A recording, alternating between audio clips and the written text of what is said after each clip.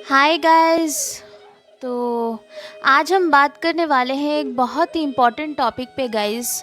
और वो है कि ये सोलमेट, ये ट्विन फ्लेम, ये कार्मिक आखिर होते क्या हैं। गाइस, बहुत से लोगों ने मुझे क्वेश्चन किया था कि मैम ट्विन फ्लेम क्या है, कार्मिक क्या है। सोलमेट तो चलो फिर भी सबको पता है कि सोलमेट क्या चीज़ होती है। तो गाइज आज मैं आपको ट्विन फ्लेम, सोलमेट और कार्मिक का सार जो है एकदम बेस लेवल से समझाऊंगी। और आपको साथ में ये भी बताऊंगी कि आपको आपके सोलमेट, आपके ट्विन फ्लेम आप कैसे मिल सकते हो इन पर्सन से। तो गाइज सबसे पहले हम यहाँ पे सोलमेट की बात कर रहे हैं ना। तो सोलमेट को पहचानने के लिए सबसे पहले क्या पहचानना ज़रूरी होता है, बताओ तो मुझे, गेस करो। जी हाँ, अगर आपने सही गेस किया है, सोलमेट को पहचानने के लिए गाइस हमको दूसरे पर्सन को नहीं, पहले अपने आप के सोल को पहचानने की ज़रूरत होती है। अब आप लोग सोचेंगे कि ये तो भाई ऋषियों का काम है, ये तो साधकों का काम है। जी बिल्कुल है, जी बिल्कुल साधकों का काम है, लेकिन आप लोग भी तो वो बन सकते हो। देखिए, मैं नहीं कह रही हूँ कि आप लोग पोटला उठाइए और हिमालय पे चले जाइए, ऐसा बिल्कुल नहीं है। मैं आपको बता रही हूँ कि आपके सोलमेट को पहचानने के लिए, आपका सोलमेट कौन है, ट्विन फ्लेम कौन है, कार्मिक कौन है, इस चीज़ को आपको आइडेंटिफाई करने के लिए आपको अपने अंदर जाना पड़ेगा, झांकना पड़ेगा। मैं आपको बताऊंगी कि क्या क्या साइंस होते हैं, उसके साथ मैं ये भी बताऊंगी कि आप कैसे एकदम कंफर्म हो सकते हैं कि कोई पर्सन आपका कार्मिक है, कोई पर्सन आपका सोलमेट है या ट्विन फ्लेम है। ठीक है, सबसे पहली बात कि व्हाट इज़ अ सोल, इसको ज़रूर सुनिएगा गाइज, इसको स्किप नहीं करिएगा। ठीक है, ये बहुत इम्पॉर्टेंट है, यहाँ से ही सब शुरू होता है, ये नींव है, नींव को मत स्किप करिएगा, ये ज़रूर सुनिएगा। तो गाइज सोल क्या होती है, तो मान लीजिए मैंने आपके अंडरस्टैंडिंग के लिए, ताकि आपको अच्छी तरह से समझ में आए, मैंने यहाँ पे कुछ कार्ड्स रखे हैं। तो ये देखिए, ये जो पहला कार्ड है ना, ये क्या दिखा रहा है, ब्रह्मांड को दिखा रहा है ना। तो इसको मैं यहाँ पे रख देती हूँ। तो इसके बारे में अब मैं बात करूँगी, आपका सोल क्या है। जब सृष्टि में कुछ नहीं था, जब सृष्टि एकदम बिग बैंग थ्योरी हो रही थी, तब I will not talk about any religious things, don't worry guys. अगर किसी को ऐसा लग रहा हो that I am going to give you a religious lecture, वैसा नहीं है। बट मैं बहुत ही जिस्ट में आपको, पहले सोलमेट समझने के पहले गाइज, पहले सोल को समझ लीजिए। ठीक है, मैं आपको जस्ट जिस्ट में बताना चाहती हूँ। देखिए, एट द बेस लेवल एकदम हमारे नींव में जो चीज़ है वो है सोल, वो है आत्मन। हमारे आत्मन जो है वो हम खुद है, वो हम स्वयं है। ठीक है, तो ये आत्मन क्या है, ये आत्मन कहाँ से आया, आत्मन, स्वयं का मन, ये कहाँ से आया। गाइज बड़े बड़े मुनि ऋषियों ने कहा है, और थोड़ी बहुत योर्स ट्रूली की भी उपलब्धि है कि हमारा जो आत्मन है ना, वो सब चीज़ों में रहता है। हमारा जो आत्मन है वो इस पूरे ब्रह्मांड से जुड़ा हुआ है। इसीलिए शायद आपको पता होगा कि पिछले ज़माने के सन्यासी साधु वो बता सकते थे कि कितने यूनिवर्स है, कितने ब्रह्मांड है, वो सारे ब्रह्मांड के राज जान सकते थे। कैसे जान सकते थे, वो अपने आत्मन को जानते थे। तो आत्मन क्या है, हमारा जो सोल है गाइस, वो और कुछ नहीं है, वो जो है वो एक अवेयरनेस है, वो एक कॉन्शियसनेस है, वो एक चेतना है, वो शक्ति है जो हमारे बुद्धि के पीछे रहती है। और पूरे इस कलाकृति को, अगर हम इस दुनिया को एक स्टेज कहेंगे, इसमें जो भी आर्टिस्ट्स है वो हम सब है। तो ये सब आर्टिस्ट्स के जो रोल है उन सब को देखता है, विटनेस करता है। सोल जो है वो विटनेस करता है। सोल कभी आपने सुना ही होगा कि जो परमपिता परमात्मा है वो हमेशा जो है वो निर्विकार है, वो किसी चीज़ में किसी रोल में नहीं आते, और लेकिन वो सब में विराजमान होते हैं, वो सब चीज़ में रहते हैं। तो ये सोल क्या है? ये सोल है जब उस परमपिता परमात्मा ने कहा मैं एक से अनेक हो जाऊंगा, मैं एक हूँ, एक से अनेक रूप ले लूँगा, तब हमारा सृजन हुआ, तब ब्रह्मांड का सृजन हुआ, तब हम लोग आए। मैनिफेस्टेशन आप जिसको बोलते हो ना, मैनिफेस्टेशन, ये this was the first manifestation. ये पृथ्वी का, ब्रह्मांड का पहला मैनिफेस्टेशन था। आई एम, सो हम, आई एम, मैं हूँ। ये जो सब में विराजमान है वो किसी एक में, छोटे से एक पर्सन में जो आ जाता है उसको हम कहते हैं मैनिफेस्टेशन। आई एम कि उसकी एक इंडिविजुअल आइडेंटिटी हो गई, उसकी एक स्वयं की एक अलग आइडेंटिटी हो गई, उसको हम कहेंगे कि सोल। लेकिन अब हम आते हैं इंटरेस्टिंग विषय पे। अब जब ये सोल आती है धरती पे, मैनिफेस्टेशन लेती है, तब क्या होता है? ये जो सोल है हमारी, वो उसको एक ऑब्वियसली एक बॉडी धारण करनी पड़ती है, उसको एक शरीर धारण करनी पड़ती है। तो जब वो शरीर में आती है वो सोल, तब उसकी जो ओरिजिनल हाई वाइब्रेशन है उससे उसको ऐसे ऐसे चले आना पड़ता है, ऐसे। अगर आप सोच लीजिए कि ये पूरी ब्रह्मांड है, ये पूरा चेतना का स्रोत है, यहाँ से अगर ये छोटा सा जो तारा है टूट के आ जाता है धरती पे, अगर आप इस कार्ड को ही देख ले, इस कार्ड को ही समझ ले, तो इस तरह से समझेंगे। अगर यहाँ पे ये छोटा सा तारा पूरे सृष्टि से टूट के धरती पे आ जाता है, तब इसको आते आते आते, ये तो इतना सारा है ना, देखिए कितना सारा है, इतना सारा है, इतना सारा जो प्रकाश का स्रोत है, उसको धारण करने के लिए हमारा ये शरीर, ये जो मानव शरीर है, ये बनाया ही नहीं गया है, ये बनाया ही नहीं गया है गाइस, इतना सारा स्रोत लेने, धारण करने के लिए। इसीलिए कहते हैं ना, जब साधु महात्मा कहते हैं ना कि जब कोई बहुत इनलाइटेंड हो जाता है तब उसके लिए डिफ़िकल्ट हो जाता है अपने फिजिकल बॉडी में रहने के लिए, ठीक है, उसके लिए बहुत डिफ़िकल्ट हो जाता है कि वो अपने फिजिकल बॉडी को धारण करके रखे। तो क्या होता है, इसको ज़रूर गौर से सुनिएगा।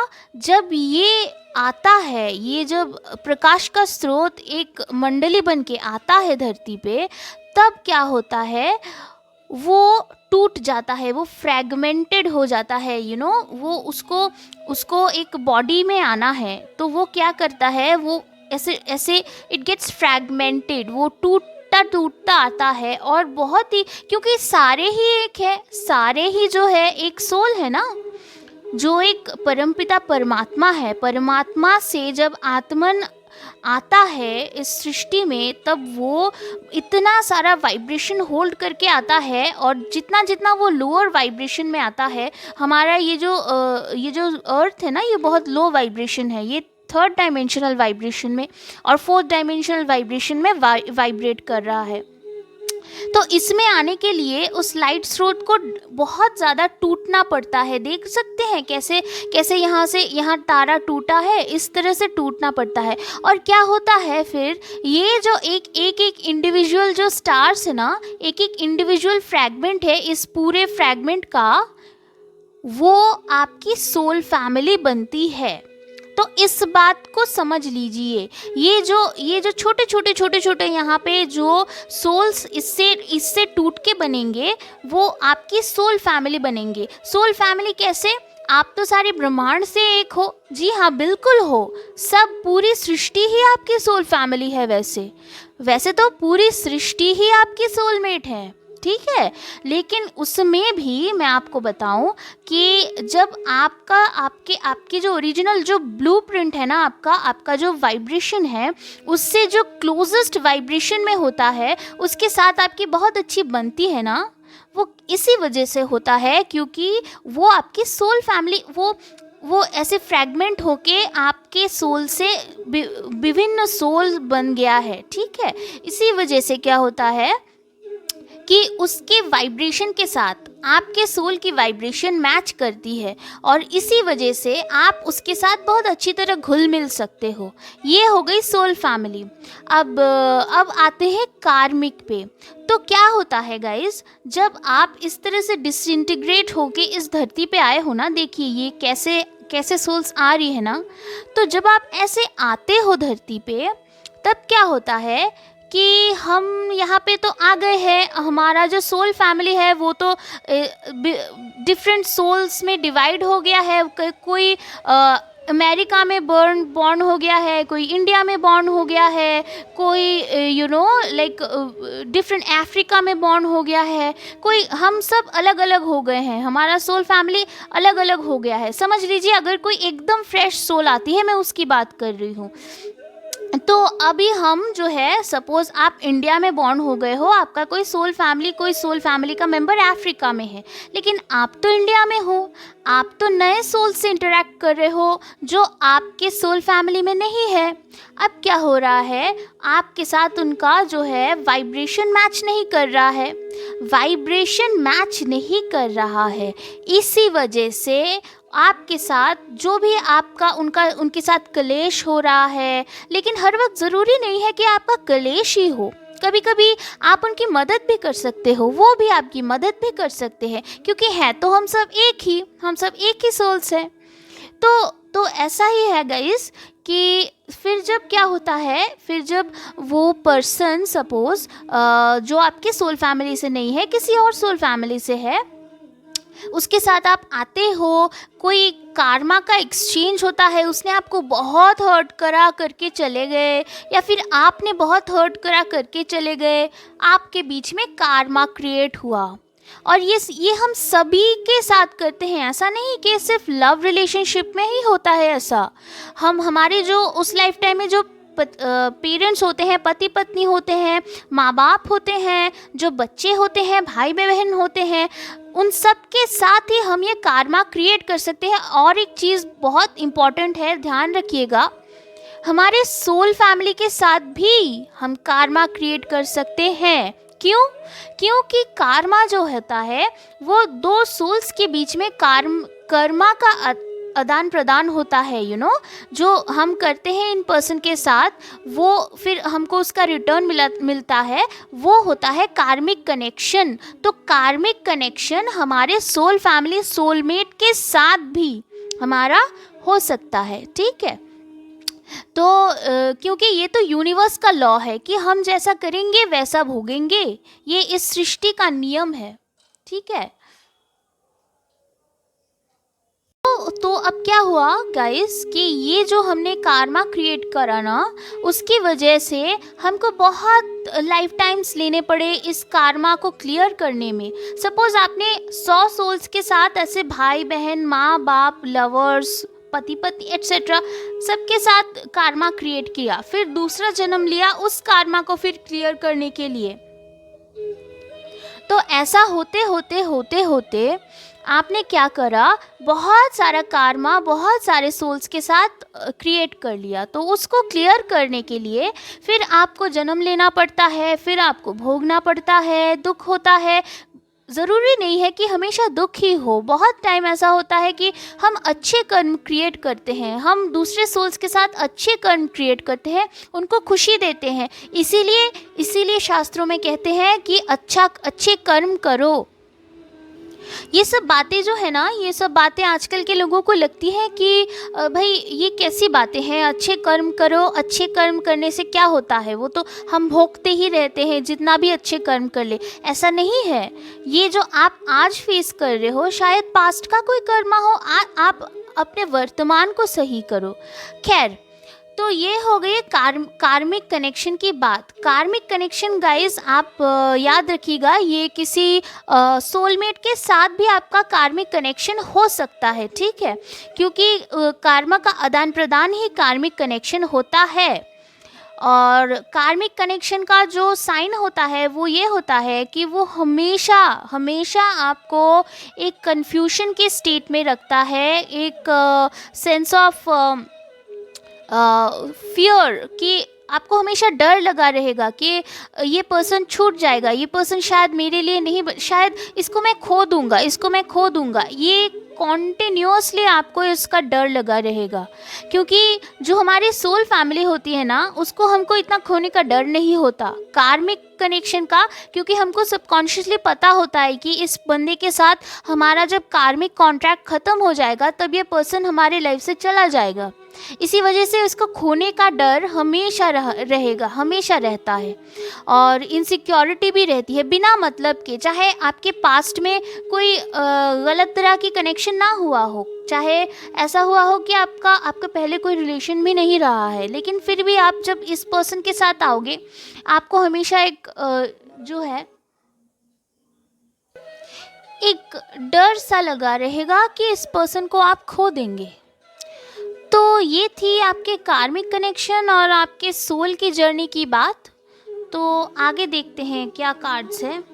तो आपके जो सोल, आपके जो स्पिरिट गाइड्स होते हैं गाइस, वो ही आपके सोल फैमिली के ही मेंबर्स होते हैं जो बहुत एडवांस कर गए हैं, जो स्पिरिचुअली बहुत एडवांस कर गए हैं। तो ये एक बात है, तो उसके बारे में भी हम बाद में बात करेंगे। तो अभी आते हैं सोलमेट पर। ये सोलमेट क्या चीज़ है? The great gathering. ये देखिए, it's all coming together, intuitive hits, soul tribe. तो ये क्या चीज़ है?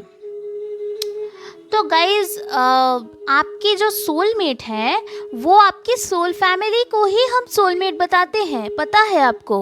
आपकी जो सोल फैमिली है, ये जो पर्सन्स है ना, देखिए आप अगर समझ ले कि ये इंडिया है, ठीक है, ये अफ्रीका है, ये यूनाइटेड स्टेट्स है, या फिर समझ लीजिए ये आपका घर है, ये आपके नेबर्स हैं। कभी कभी इतने क्लोज होते हैं ना सोलमेट्स कि वो आपके घर में आपके रिलेटिव्स होते हैं। हमारे बंगाली में एक टर्म है जिसको हम कहते हैं कि आत्तियो। आत्तियो मतलब, ये संस्कृत से आया है ये वर्ड। इसका मतलब होता है कि जिसके साथ हमारा आत्मन का कनेक्शन हो। आत्मीय मतलब रिलेटिव, और रिलेटिव क्या होता है? जिसके साथ हमारा रिलेशन होता है, सोल रिलेशन होता है। ओके, तो वही हम बताएंगे यहाँ पे कि पिछले हमारे संस्कृत में ये सब शब्द इसी वजह से हैं क्योंकि कभी ऐसा हुआ करता था कि एक जो फैमिली होती थी उसमें सब सोल फैमिली के मेंबर्स ही, कोई भाई बनता था, कोई बहन बनती थी, कोई माँ बनता था, कोई बाप बनता था, इस टाइप से होता था। तो अभी शायद कलयुग, अभी जो कलयुग है उसकी वजह से सब डिस्टॉर्टेड हो गया है। लेकिन इस बात को आप समझिए, आपकी जो सोल फैमिली है ना, वो कोई भी हो सकता है। आपके कलीग्स हो सकते हैं, आपके फ्रेंड्स हो सकते हैं, जिनके साथ आपको बहुत ज़्यादा सोल का कनेक्शन फील होता है ना, वो ही होते हैं, ठीक है। और ऐसा भी हो सकता है कि दूर दराज में कोई फॉरेन में बैठा हो, वो आपका सोलमेट हो, तो उसके साथ आपको एक लिंक महसूस होगा, चाहे वो किसी भी एज का हो, चाहे वो कोई भी उम्र का हो, चाहे वो कोई भी रेस का हो, आपको फ़र्क ही नहीं पड़ेगा, क्योंकि आपकी वाइब्रेशन, आपकी जो बेसिक ब्लूप्रिंट है उसके साथ इस पर्सन का मैचिंग ब्लूप्रिंट है, ठीक है। तो बाकी जो चीज़ें हैं ना, जो दुनिया की बनाई हुई चीज़ें हैं, वो उसमें आपको कोई फ़र्क नहीं पड़ेगा। आपको इतना स्ट्रॉन्ग बॉन्ड फील होगा इस पर्सन के साथ, ठीक है। तो ये तो हो गई सोलमेट की बात। एक सोलमेट जब आता है आपके विसिनिटी में, आपके पास जब आता है, आपके लाइफ में जब आता है, आपकी ज़िंदगी में आता है, तब क्या होता है मैं आपको बताती हूँ। बहुत ज़्यादा आपको इस पर्सन के साथ लगेगा कि इसके साथ मेरा कोई पास्ट लाइफ का कनेक्शन है। आपको बहुत ज़्यादा अपनापन महसूस होगा। नंबर 1, अपनापन बहुत महसूस होगा। लगेगा कि अरे, ये अगर कोई स्ट्रेंजर भी हो ना, आपको लगेगा कि अरे भाई, मैं तो इनको कितने सालों से जानता हूँ, या मैं कितने सालों से जानती हूँ इनको, ऐसा महसूस होगा आपको सोलमेट के साथ। और अगर आपके फैमिली में भी आपको पता चल सकता है कि कौन आपके सोलमेट हैं। ये जो पर्सन है ना, ये पर्सन, इनसे आप सब शेयर कर सकते हो। आपके सोलमेट पे आप हमेशा ट्रस्ट कर सकते हो। बहुत ज़्यादा आपको ऐसा लगेगा कि इन पर्सन पे तो मैं आंख बंद करके भरोसा कर सकता हूँ। ये आपको पता भी नहीं होगा कि क्यों आपको ऐसा लग रहा है कि सब बातें आप इनसे शेयर कर सकते हो, लेकिन आपको ऐसा लगेगा कि हाँ भाई, इनको तो कुछ भी कहा जा सकता है। आपके फ्रेंड, कोई आपके फ्रेंड सर्कल में भी आपका सोलमेट हो सकता है, ठीक है। और बहुत ज़्यादा ट्रस्ट और बहुत ज़्यादा फेमिलियरिटी, फैमिली वाला जैसा रिलेशन, इस टाइप का होता है आपका सोलमेट के साथ। और मुझे पता है आप लोग इस चीज़ का ही वेट कर रहे थे, ट्विन फ्लेम। तो ट्विन फ्लेम क्या चीज़ है, ये क्या है एग्जैक्टली? सो ट्विन फ्लेम्स का मैं बैकग्राउंड बता देती हूँ। मैंने जैसे ही आपको कहा कि ये जो आपका सोल है, ये जब ऐसे धरती पे आता है तो इसके बहुत सारे फ्रैगमेंट्स, टुकड़े होते हैं। तो उस टुकड़ों में से जो होते हैं वो सब आपकी सोल फैमिली होते हैं, ठीक है। और जो है यहाँ पे, एक मिनट,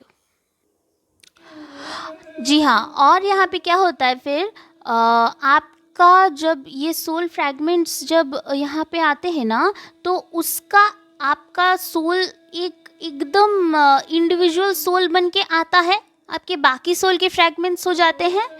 तो ये इंडिविजुअल सोल की भी ना गाइस एक नियम होती है, पता है क्या? हमारे यहाँ, मैंने आपको पहले ही कहा कि हमारे पृथ्वी लोक में सब थर्ड डायमेंशन में ही चलता है। 3 डायमेंशनल वर्ल्ड में हम जीते हैं। जब हम सोते हैं तब 4th डायमेंशन में चले जाते हैं, एस्ट्रल वर्ल्ड में, जो कि एक अलग ही टॉपिक्स है, उसको हम रहने देते हैं। लेकिन ये जो यहाँ पे 3 डायमेंशनल वर्ल्ड है ना, यहाँ पे सब कुछ डुअलिटी में चलता है। सपोज यहाँ पे अगर कोई मेल होता है, फीमेल भी होता है, ये एग्जिस्ट करेगा ही करेगा। अगर कोई देवता होता है तो कोई राक्षस होएगा ही होएगा। अगर कोई गुड है, कोई बैड होगा। ऐसा हमेशा एक ऑपोजिट में एग्जिस्ट करना इस 3 डायमेंशनल वर्ल्ड की एक क्वालिटी होती है। तो यहाँ पे इस धरती के नियम को पालन करते हुए जब आपकी सोल आती है तो उस सोल की भी एक विभाजन होती है। ओके गाइस, उस सोल की भी विभाजन होती है। तो ये सोल की जो डिवाइड है वो इस तरह से होती है कि एक जो सोल है वो बन जाता है मैस्कुलिन एनर्जी, और एक जो सोल है वो बन जाती है फेमिनिन एनर्जी।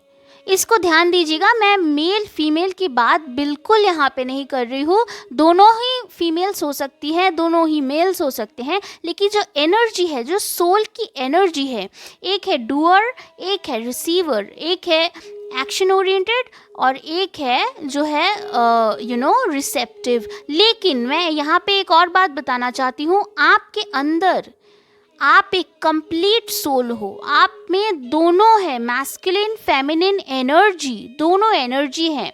लेकिन ऐसा होता है ना 60-40 इस टाइप का होता है, लाइक सपोज 55-45 इस टाइप का होता है। सपोज अगर आपने बहुत सारे जन्म ऐसे लिए हैं जो फीमेल बॉडी में हो, तो आप में जो है नेचुरली फेमिनिन एनर्जी के क्वालिटीज़ आप ज़्यादा होल्ड कर रहे हो। तो हो सकता है कि आप फेमिनिन एनर्जी हो और आपका काउंटर पार्ट जो है मैस्कुलिन एनर्जी में हो, इस टाइप का भी हो सकता है। बहुत सारे लाइफ टाइम से भी जो आते हैं ना, तो उनका ऐसा होता है। तो ये जो डिवाइड है गाइस, वो इस टाइप से होता है, एक मैस्कुलिन एनर्जी बन जाता है, एक फेमिनिन एनर्जी बन जाती है। तो ये दोनों एनर्जीज जो होती है अपने में हालांकि कंप्लीट होती है, परिपूर्ण होती है, ठीक है, लेकिन उनकी जो एनर्जीज है वो एक दूसरे को भी कंप्लीट करती है, ठीक है। ये दोनों ऐसी शक्तियां हैं, ये दोनों एक ही चेतना के ऐसे दोनों भाग हैं कि जब दोनों एक हो जाती हैं तब दुनिया का बहुत भला कर सकती हैं, बहुत ज़्यादा भला कर सकती हैं। तो इन सोल्स का मेन पर्पस ही होता है दुनिया का भला करना। तो इन टाइप के आपने सुना ही होगा, शिव शक्ति का एग्जाम्पल देते हैं सब जब ट्विन फ्लेम्स की बात करते हैं। तो एक और एग्जाम्पल है ट्विन फ्लेम्स का हमारे ही एरा में, वो है मदर और ऋषि औरोबिंदो, ठीक है। मैं उनके बारे में यहाँ पे शायद एक पिक्चर डालूँगी, ओके, आप देख लीजिएगा, ऋषि अरबिंदो और मदर उन्होंने बोला था कि हमारा कॉन्शियसनेस जो है एक ही है। तो इसका मतलब क्या, वो जो कॉन्शियसनेस होती है, वो जो सोल होती है ना, वो एक ही होती है। इन ट्विन फ्लेम्स की उनकी चेतना एकदम बेसिक लेवल पे वो जो होती है, वो जो सोल होती है, वो एक ही होती है। ठीक है, वो एक दूसरे को कंप्लीट करती है। तो इस टाइप के सोल को आप कैसे रिकॉग्नाइज करोगे?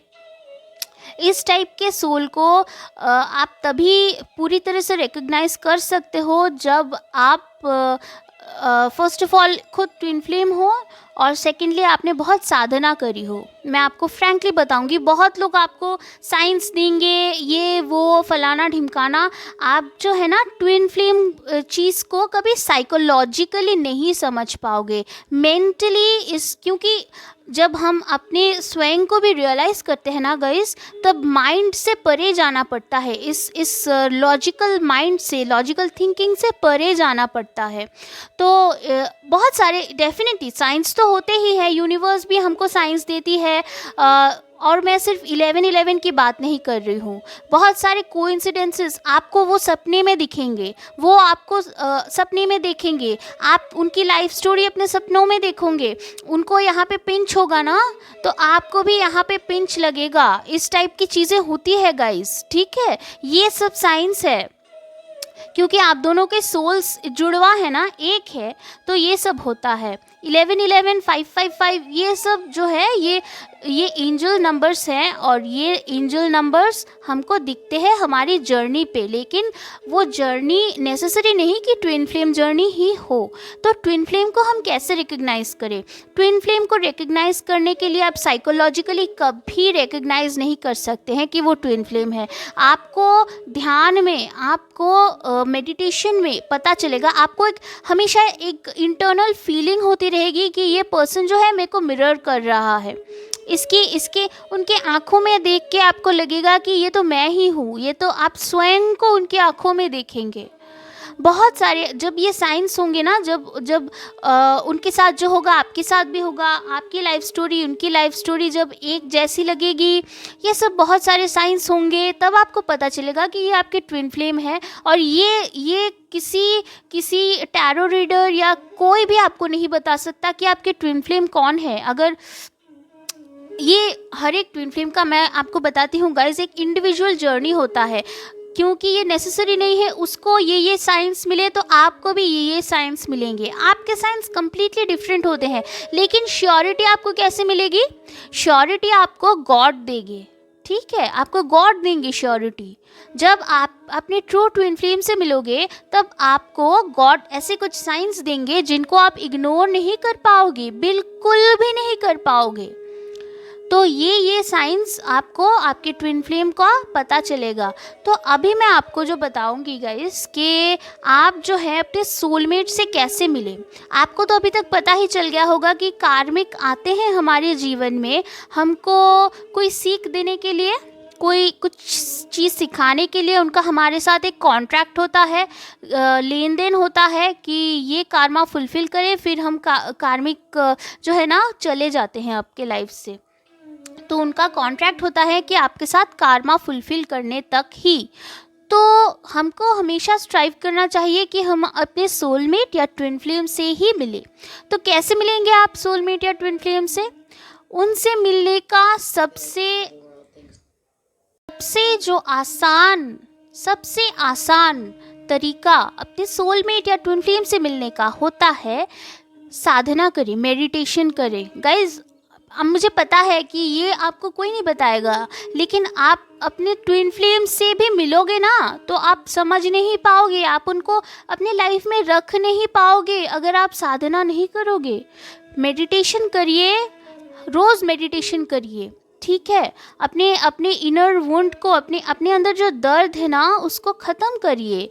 और उसको ख़त्म करने का नंबर 1 वे होता है मेडिटेशन, उससे ही आपका होगा।